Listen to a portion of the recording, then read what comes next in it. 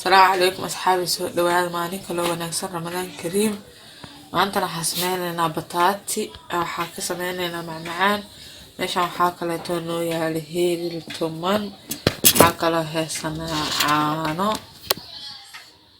intaas isku soo dareynaa insha allah.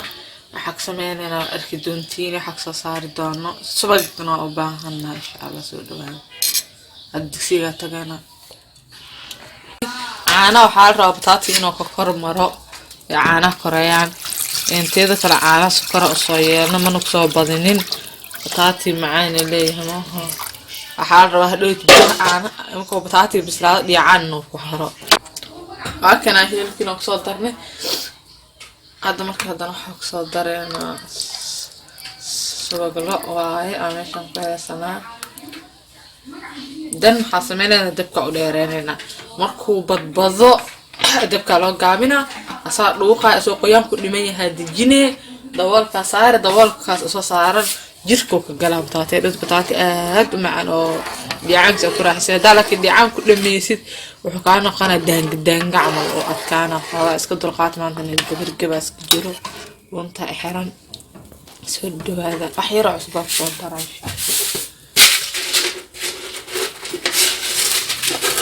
بدينيسي أصبر إلى ما حاسمين أنا معاه ما هو أنت صار درا لا بس يعشت حتى أنت أولي صار خسارة ما نتتجي سؤال علنا دوال مسالس ديك لو كان دعوانا أنا هنسيك أقول إن ضد بدنا حاجة عنا كده كسارة إكلقان وحاسمين وقت كان أنا أضيق خسارة أنا هقبضين كدي مكان قلب على عانة خفيفة ده دوك ساس مكان سيرتي وراك قلب مركو حنا قنا ويح عصب له إذا إنزل صدوه إن شاء الله. سوي هذا كمان صبح لايك له شير له سبسكرايب صار دانو عصب تسوي دوه هذا هو عصبنا وكسوي دويننا أدو سبسكرايب ويا هي نوتيفيكيشن بطن كفورة لو بدك صاحبك إن شاء الله وكو قاعدين جعلنا سوي هذا إن شاء الله بكريم.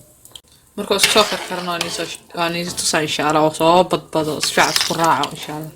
soo dhawaada waa kana asxaasaas oo soo badbado arkaysiin ma soo badbado. waxaan arkaysiin saliid waa wax kala baqay ma lahan. saliid iyo caani waa marka saliid caani mis dhaxgalaan ma hoo ilaa ay dhuuqa ahaan dhan.